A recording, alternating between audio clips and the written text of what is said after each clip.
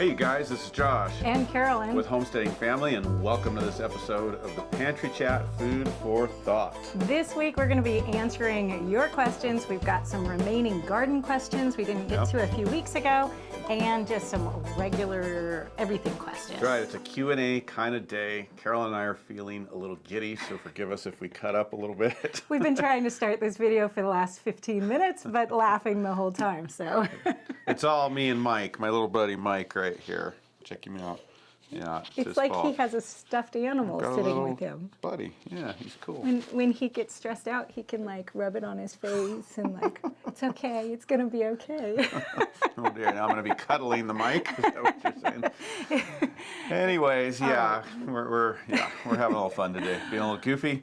But before we get into the questions, time for a little chit chat. Somebody commented the other day that, I don't know if it was to both of us or to Carolyn. No, it was to me. It's always to me. Does anybody ever tell you that you talk too much? And my response to that was, well, why are you watching the Pantry Chat? That's what we do. We could sit here and be quiet and look at you. But that would be a little awkward really quickly. So anyways, I guess yes.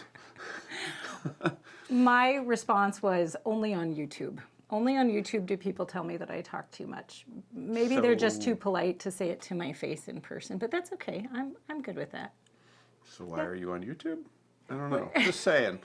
Anyways, okay. We're here to talk, right? So we're here to talk, and we're going to start with some chit chat, which we've already started. But if you want to jump right into the actual questions that we are answering, we have it time-stamped for you below, so you can scroll ahead and skip out on the Pantry Chat or the chit chat. But I have to say, somebody left a comment the other day, since we're talking about talking, and they said, I don't understand the people who want to skip the chit chat. They said that it's as close to an adult conversation as they've had through most of the pandemic. So they like the talking. So thank you for joining us, because we feel the same way. We like getting to sit here and talk with you guys and get to hang out a little bit. I agree. I'm not sure if we're on a great start to an adult conversation today. But sorry, guys. All right, you get us on the good seasons and the bad ones here. And so if you do skip the chit chat, there will still be talking, just so you know. But are you feeling a little cynical? I think your little cuddly bear makes you cynical. Maybe it does. But you know what? I do gotta say, I do understand. I mean, I like to chit chat. I like hanging out with you and like hanging out with you guys. But I do understand. You know, we're here to give some good educational content, and sometimes people just want to get right to it and get the pieces. And we try to do that in how-to videos. Make sure we're just getting right to it. You're getting good, solid information. So I do get it on that level. And so just so you know, the comment was on a how-to video. Well, that's okay. Some people like the detail, and we are definitely the kind of people who are going to give the details. Yep. So there are other people who don't give the details, and that might be that person's creator, not us. That's fine. Okay, well, moving on and into the chit chat. What's up? What's going on? How are you? Well, okay, this is kind of an odd thing. You guys know that I've been working through different parts of the house and kind of trying to spend the winter months when I'm not out in the garden and I'm not having to preserve as much, upgrading systems in the house. Well, I just had an upgrade happen that is causing unexpected results actually here. And that is that we just went through the basement and put very bright lighting in all of it so we can actually see.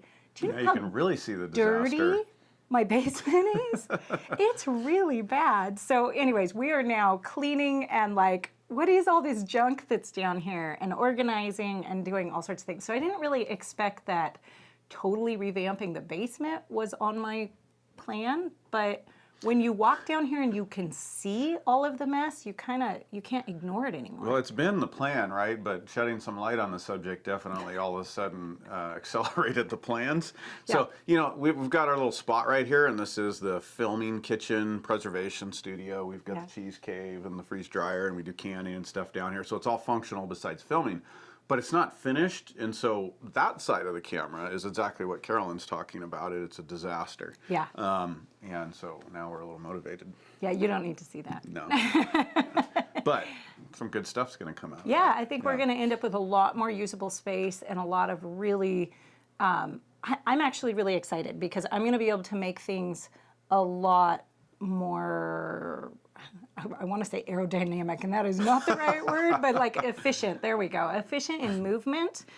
So anyways, I'm excited about that. But I've been down here sweeping, and there is a lot of dust forming. And you can hear it in here. The kids had a little bit of a cold, and I was doing fine until I was down here sweeping, and then I was like, oh, I don't feel so good. So I think it kind of knocked me down a little bit. So I had to share a tip with you guys that I saw from the 1700s, probably went back before that. And I was just thinking of it after I realized how much dust I was kicking up and breathing in. And that is, historically, they would take their used tea leaves, their still damp tea leaves, and throw them down on the floor, and then they would sweep it up. And what that would do, it was help to dampen all the dust so the dust didn't fly everywhere and make the whole house dusty. So I haven't tried it. I don't know if it would work as well with coffee grounds because we're not tending to drink a lot of black tea right now. We're kind of drinking more coffee. So that was with the black tea leaves specifically. Black tea leaves. Okay. I mean, I'm sure it would work with herbal tea. I was just thinking also. herbal teas. Does that help with the scent? Does that help make things smell better? I That's what occurred could. to me. That was just an interesting Well, concept. then I'm definitely going to try it with coffee grounds because that would smell great. You know, I got to say, you are a fascinating person. Well, thank you, dear. I'm glad you think so. I mean, not everybody digs through books from the 1700s to find tips like this. Yeah. It's hard to find answers, though, really. And I know you guys understand this because as soon as I find something exciting from the past and I do a video on it, the video goes through the roof, right? The lime preserving video is out there right now, and it, like right out of the gate, got hundreds of thousands of views because we're missing these things. These things have gotten lost, and it's hard to find the answers. And you can't go ask your next door neighbor how to efficiently keep your house because honestly, they probably don't know, and they're looking on Google too. And the answers even aren't on Google. You have to go grab the old It's not on manuals. Google? How can it be? Isn't that crazy? Right. Or at least if it's on Google, I don't know where. So anyways. It's all right. Keep the old books. They're important. They're important. I just think it's so cool that you do that research. You bring a lot of that historic knowledge that gets passed on to you guys. Just because of her tenacity and not believing that there's not an answer somewhere. So she finds it. Good Thank stuff. you. Yeah. Appreciate it. That's Yeah. nice. Okay, enough about that. You make me blush. What are you up to? What am I up to? Not much. It's wintertime. Kicking back. Right. Let's see. Well, really the homestead right now, I'm just making plans. I was just thinking today it's about time to go look at tools. And I think it's about time to start talking about tools, the tools we're using this year, checking them out, seeing what needs to be replaced, repaired, cleaned up. We still have a little bit much snow for that, but I'm getting antsy, I guess, to get out there. And but the farm's kind of running pretty good right now. So just kind of basic chores and planning for spring and planting gardens and just kind of getting ready because it's coming. So it was interesting to me to have a conversation with somebody in a different part of the country and realize people are already planting. I mean, I know that intellectually, down south, but we're still so entrenched in winter, it's hard to actually put two and two together. So if you're already planting or you're in a whole different season already, put a comment below and let everybody know what you're doing because that can be helpful to other people, jog their memory. Oh yeah, I should be doing that too if they're in that kind of climate. So here we're still kind of getting antsy over the end of late winter. And it's the planning season. It's really just starting to think things through. What are we going to do this year, and laying it out. Because for us, while it takes longer to get there, when it goes, Yeah. and we got to move. Yeah. Absolutely. So, mostly just strategic thinking and planning. There we go. Good. Yep. All right. Well, we're not going to do a question of the day because we're doing all questions today. Cool. So let's jump right in. All right, I got one for you here. Okay. From Mark Sherry Risley, I think. Okay. When you freeze dry your raw cow's milk, do you use it with all the cream, or how much cream do you leave if you don't? That's a good question. So I've been doing it with full cream. So I've been doing what we call cream line milk since we have raw cow's milk come in. Cream line milk has substantially more butter fat in it or more cream in it than a store-bought whole milk. So I've just been doing creamline milk. The result of that, though, is that you're not going to probably get that 25-year lifespan, shelf storage on that. There we go, shelf life. Yeah. That's the word. On that item, because it has a high fat content. Even freeze-dried fats are still going to go rancid. Fats don't freeze dry well, and if you have a high fat item and it does freeze dry well because you have enough other macros in there, it's going to go rancid more quickly, so it's not going to last as long. We actually freeze dry for using during the winter. We're not trying to build up 25-year storage. If you were looking at long-term storage, you would want to skim your milk. And it really is kind of a sliding scale. How much fat do you want in there? How long do you want it to last? So if you take it down to like non-fat or skim, that's probably going to last you about the 25 years. But but what if you don't? So can you give any kind of timelines? Is there any guidance there? Like if you're going to go with full fat, full cream line, you called it. Is that good for the season? Can you get a couple seasons out of that? I mean, is there any I really any guideline? Don't have any numbers for you because this is the first year we're freeze drying. I would say you can get through the first year pretty well with that cream line. If you have cream line, you want it to go further, stick the freeze-dried stuff in the freezer, and that will keep it from going rancid. So that'll help it go a whole lot longer. That'll probably quadruple your lifespan on it if it's a high-fat item that you freeze-dried. So, very cool. So yeah, sorry, I don't have exact numbers for you, but you just got to kind of know that, if you skim it, you'll get a little longer. Yep. Cool. So, okay, question for you from Ladybug Gardener on our garden planning video. Cool. This is probably going to seem like a stupid question, but I am new to outdoor gardening. No stupid questions. Yep. They're all good questions. If I plan to put a fence about 30 feet long to grow a crop on, should I run the fence north to south or east to west? Does it matter at all? Any help would be so appreciated. That is actually very much not a stupid question. This is a very good question. Really good question. You could do a dissertation on this, so I'll try to give you the brief on it. So the traditional answer to that is north to south. That's kind of the traditional answer because as the sun comes around, you can have your rows all lined up, and essentially it covers things evenly as the sun moves through the sky in that aspect without too much worry about height and everything like that of the plant. So that's the traditional answer, but the permaculture answer and my answer is it really depends, and don't get hung up too much on this. There's definitely some advantages, but there's also some argument to going east to west where the sun covers the whole face of whatever that row is, but you then have to do a little more planting because you don't want anything too tall in front and then shading something in the back unless you have a strategic shading. And so there's a little bit more thinking there. And the other part of that answer is very few of us end up on a property where we have ideal conditions. So if you do have ideal conditions and you can plan that out, then you just kind of got to decide how do you want to manage it. You can just generally go north to south. East to west is what I've done a lot when I've been able to. And one of the reasons for that is we've lived in some places where the wind was heavy and it blew, the bad wind blew out of the east to the west, and so it allowed the wind to move through the crops instead of hitting like walls of corn or beans and being really destructive to them. So that's another factor, and that's why it depends. You got to put the whole environment into context there. So hope that helps. There you go. I think this is why there are kind of traditional standard answers, because when you get started, you kind of have to start somewhere, and you may not know all the factors. If you're a brand new gardener outside, you may not really have a strong understanding of what the wind is doing and what all these different elements are doing, how it's going to affect your garden. So, if you don't know, we default to kind of that standard answer until you have reason to change it. Yeah, or work with what you have, as long as you're getting good sunlight. I mean, our garden here was fenced. There was a lot of infrastructure, and it's neither. It's kind of, cattywampus a little bit as far as the compass goes, and we just work with it, and it's fine. Yeah. Yeah. Good. Okay, let's see here. One for you here from Mary Dorholt.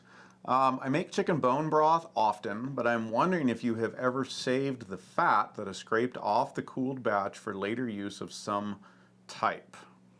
Yes, absolutely. That is incredibly healthy and valuable fat right there. Do not toss it. Don't throw it away. You can do a few different things with it. You can use it fresh, just to melt in a pan and then like saute your vegetables or your meat or anything. You can take it just like it is when you scrape it off and stick it into a bag in the freezer and then just pull some off and use that as if it's fresh. Or you can render it just like you would render a beef fat, you know, a tallow or a lard, and end up with a purified fat, which is phenomenal. It's very good. And you can do that with pretty much all fat. I mean, Okay. I haven't come up with a meat that we eat in the house that I don't do that for. So if you make a bone broth, beef bone broth, you can do the same thing. The scrapings can come off and get rendered or used fresh. So yes, use it. You know, I talked about this a little bit in the video about inflation and beating inflation at the grocery store. We've gotten really comfortable with just kind of like, oh, that's a waste piece and that's a waste piece. We're going to have to dial back in our use of items and get a little more, you know, thorough with using everything that comes into the house food-wise. And this is a great way to do that, is little bits of extra fat. They used to keep a pot, a trimmings pot, and they would cut, this is one of those 1700s tips there for you. They would, anytime there was extra fat that would come in, they'd stick it in that and keep it in the cool spot, and then once a week they'd render that. And so they would come up with what they would then call grease. Your grease would come from your trimmings pot. Probably not what you want to cook your food with because it's from leftovers, but you could use it for all your household items, from like, you know, conditioning leather, greasing items that you needed to grease, making candles or soap. All those things would be appropriate. So we want to get better at saving all those little bits. So you are on the right track. Absolutely do that. And I think you're going to really like it. Try frying French fries in that chicken fat. You're going to love it. It is so Good good. stuff. Not as good as goose fat, but still really good. Hey, save some from the next batch for me. I've got a pair of leather gloves that. Okay, absolutely. Yeah, real good. It's there. Good. Okay, my turn. Sorry. Jen Nessett on garden planning. We are newbies. We have 7 4x8 raised beds. How would you suggest amending the soil in those? We have chickens that we let loose in the fall and most of the spring. Well, the chickens are great. You're getting some nitrogen added in there, and you can even sprinkle some cracked grain. Probably not whole grain, so you don't get something sprouting up that you don't want, but you can sprinkle cracked grain in there to encourage them to move around a little bit more, scratch that up. And that's great, but it really depends on where your soil is at. So first, you know, you want to do a basic pH test to make sure the pH is good. If you feel you need to do a soil test, that's always good if you really want to dive into details. But really the standard amendment is, you know, 1/2 to 1 inch of compost per growing season.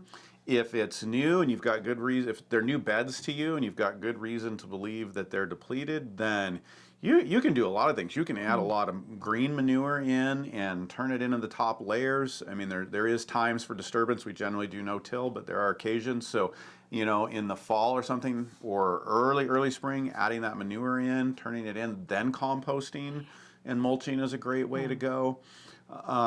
Just adding a lot of compost if you have it. You know, I've done on new beds that I'm amending up to 4 inches, and I've seen guys do up to 6 inches of compost.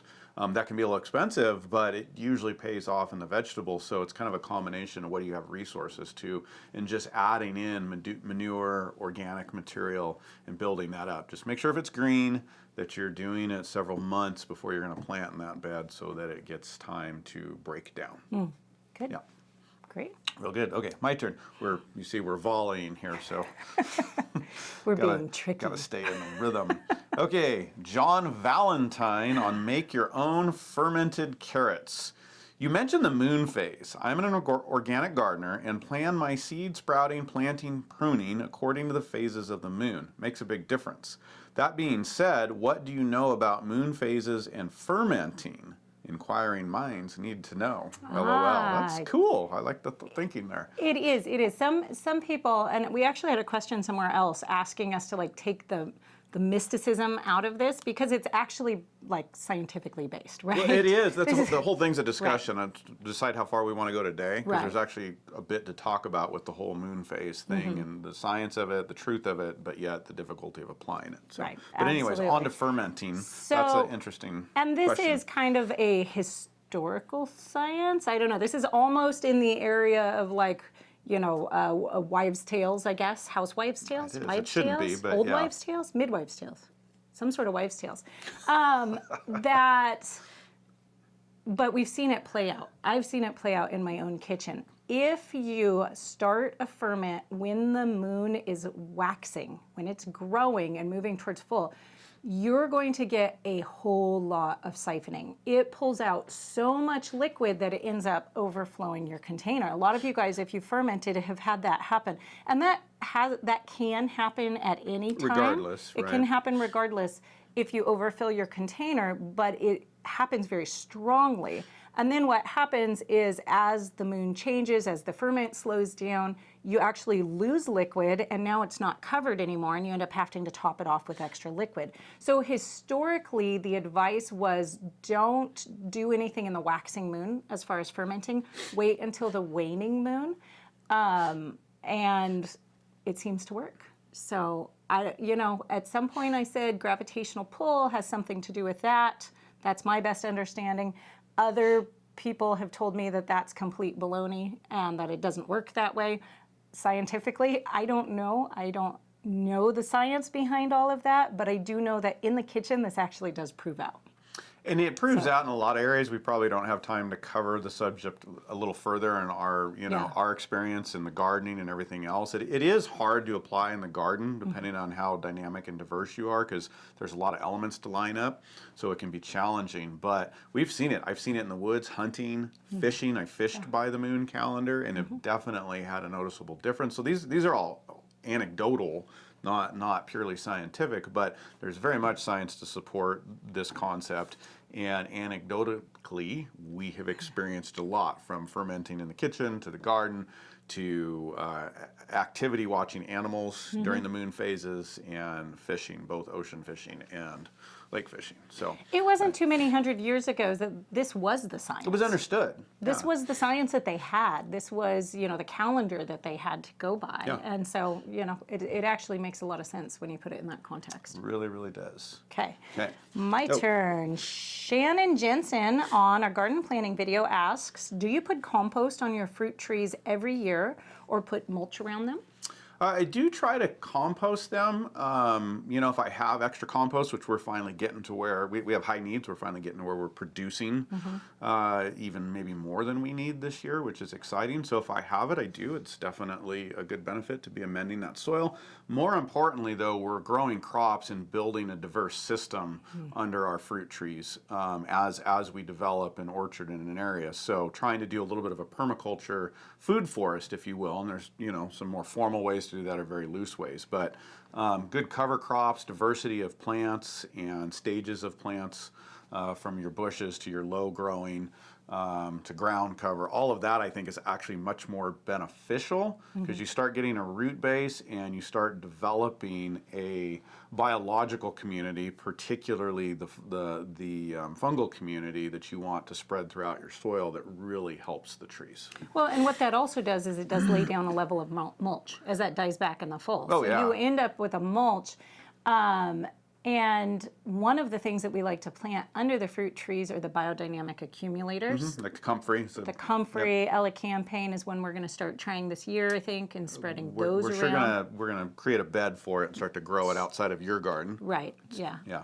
So those are things that have those really long tap roots that are going way down, sucking out the minerals from way down in the earth, bringing them up into the leaves, and then in the fall, when those are dying back, those are then mulching the ground with that heavy mineral mulch.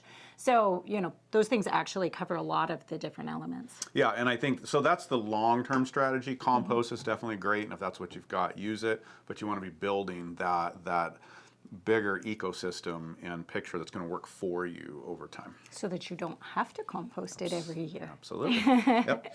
Good. Let's see here. Randall Alexander Sr. on bulk buying food tips.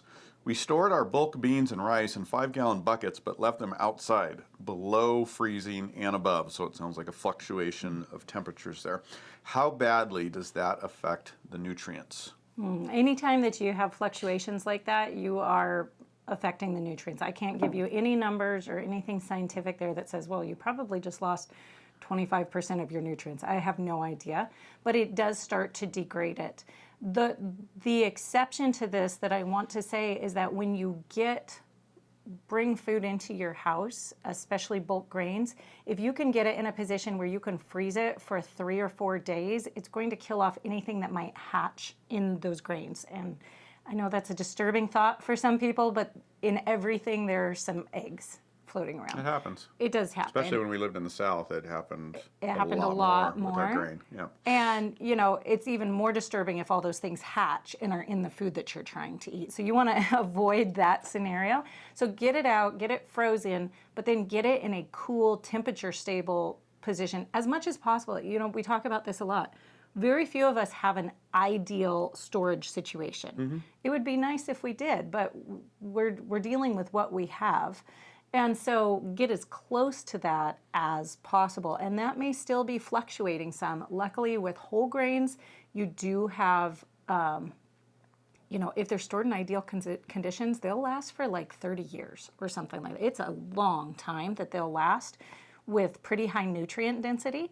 So if you have less than ideal conditions, they'll still store. They're just not going to store that full, crazy long amount of time. Well, and most of the stuff, hopefully, you're working through. You know, I mean, you've got the prepping mindset of 25 years, and you know that's fine. There's some application for that, but hopefully, most of what you're doing is maybe you're bulking up for a year or something like that, and you're rotating through. And so, most conditions, like a basement here, that is relatively dry. It's not high humidity. It's temperature stable. It's not as cold as would be ideal, but it's in the 50s and 60s. All the time, and it's in a dark, dry container, you're going to get through a year or two just fine. And really, you should be working on a rotation like that anyways. Absolutely. Most of the time. Yeah. Yep. Okay. Let's see. Jody on our garden planning video asked, do you buy new seeds every year? I collect some from my crops, but wonder what others do. Yeah, well, we do buy seeds every year. We are starting to seed save more. That's something we're certainly not experts in, but we are growing our knowledge in that and would encourage everybody to. Along with all the supply and demand issues, seed companies have been hit hard. It's going to take them a long time to catch up, and it's just a good idea anyways. The more people in a community are saving their own seed and developing those skills and those seed banks, that's just a good thing. It's just a net benefit that creates diversity, that creates resiliency in the system. Yeah. So yeah, we do both. We order a lot in, and we are more and more saving more, starting with things that are simple to save, and then learning as we go. Yeah, I was counting the other day, and I think we have right about 12 different things that we've saved in this last year ourselves. So we are growing in what we have saved in not having to buy, which is really exciting. Some seeds don't have to be purchased every year. Some can be stored properly and can last a really long time, actually. And, you know, it's Carol Deppe in one of her, do you remember her gardening book? Well, Gardening When It Counts. That's Steve Solomon. That's Steve Solomon, which is a great book as well, great overall book. Resilient Gardening? Right, I think it's the Resilient Gardener or Resilient Gardening, yeah. And she talks about the method to actually increase your seed viability for 15 years. And it involves dehydrating it a little bit more, storing it in the right conditions so that, you know, we all end up with way more seeds in our packet than we actually need most of the time for most varieties. So if you're doing that, you can really make that last from one year to the next so that you don't have a bunch of seed that ends up getting kind of, you know, tossed at the end. But really, really, really encourage you guys, make sure you always have at least a year's worth of seeds on the shelf. When you're planting this year, be buying next year's seeds. You should make sure you always have them on the shelf, starting now forward.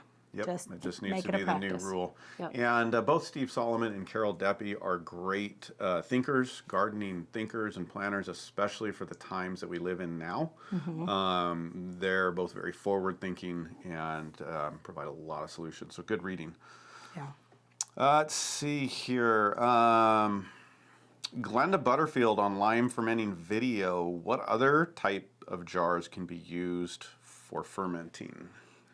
You can use all sorts of things for fermenting. Anything. Glass jars if it's big enough, can't you? Oh, absolutely. For the limes, you could use just regular mason jars. You could use crocks, like I've got crock. Okay, they're not in your frame, but there are crocks sitting back there. You can use the wooden barrels. Those are kind of fun to ferment in. I'll just show. This one doesn't have anything in it. No, nothing in this one right now. This is a nice wood crock. This is a toasted one, and so it actually adds some fun flavor to it. You have to just make sure that whatever you're fermenting in is, one, healthy to consume. Here's just this is a 2-gallon, just standard ceramic crock. So I've got a very large number of those at this point. So make sure it's healthy food grade material, whatever it is. You don't want lead in the glass. You don't want some of these other things that aren't going to be good for you.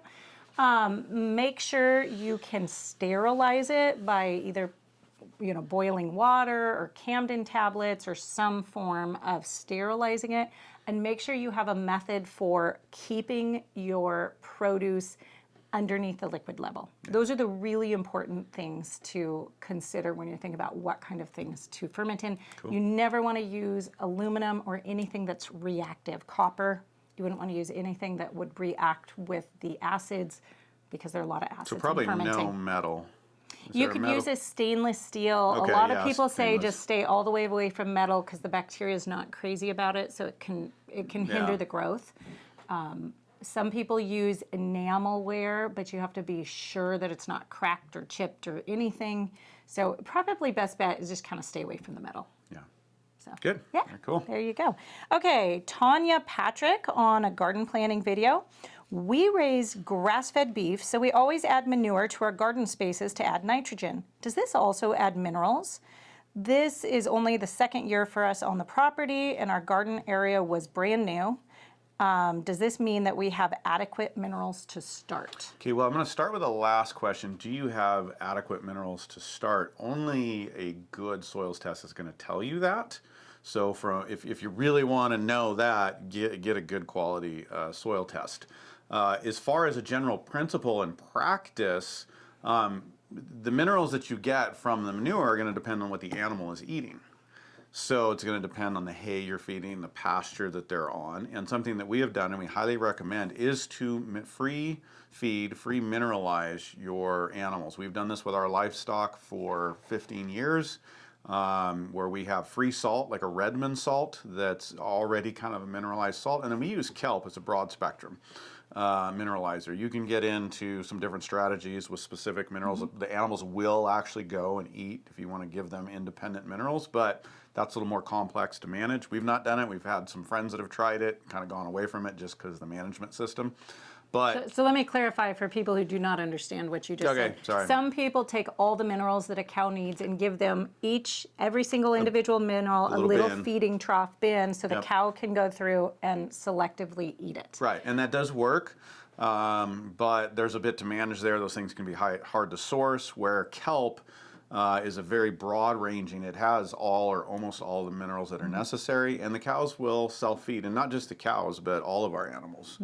And so that is a great way, and that is going to ensure that you are, if you're eating those animals, raising them for food, they're getting mineral content in their body. They're also passing it on through the manure, which is going to benefit your soil. So from a general anecdotal principle, mineralize your animals. That'll make sure that you're then getting those minerals into the system, and it's definitely going to help, right? From there, you're going to have to get a soils test and see what you need.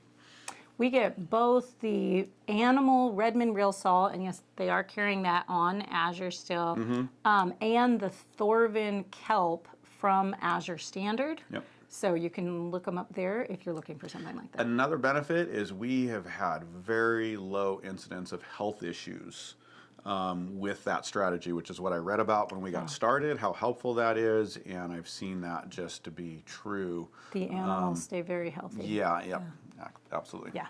Okay, let's see. Rukusonla, I think, on lime fermenting video.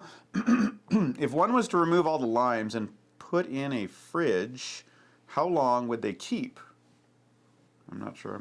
If one was to remove all the limes, If you take them out of the fridge, fermenting, and just put them in the solution, fridge, put them in the fridge by how long are they themselves. going to keep? I have no idea. I'm going to tell you that, but you can take the entire fermenting jar and stick it in the fridge, or you can just leave the whole thing out on your counter until you're ready to eat them. You know, if you don't want to manage it, you can just stick it in the fridge, and if it's in its liquid in the fridge, it will last until it turns to mush, honestly. The two signs you'd look for is until it gets unpalatable because it starts to actually lose the texture and the flavor, or if it gets mold on it, then, but you know, you usually keep that from happening by just making sure it's topped off with liquid. So it will last 2 years, 3 years. It will last a long, long time that way. Cool. Yeah, kind of fun. All right, one more question? You got One more more? for me? Yeah. I didn't pick one more, but I can do it right now. Let's see. Deborah M. I have a compost question. I am not able to make enough compost for my garden. This year I will be purchasing commercial compost and came across mushroom compost. What's the difference between that and manure-based compost? Is there any benefit over the other? You know, scientifically, I can't really answer that. Mushroom is just what it is. It's very highly mushroom based, so there's going to be a lot of good organic material in there. The mushrooms are bioaccumulators, so theoretically there's a lot of good nutrient in there. You do have to be careful and know where that mushroom compost came from, because sometimes mushrooms are used for soil remediation because they will actually pull toxins out of the soil.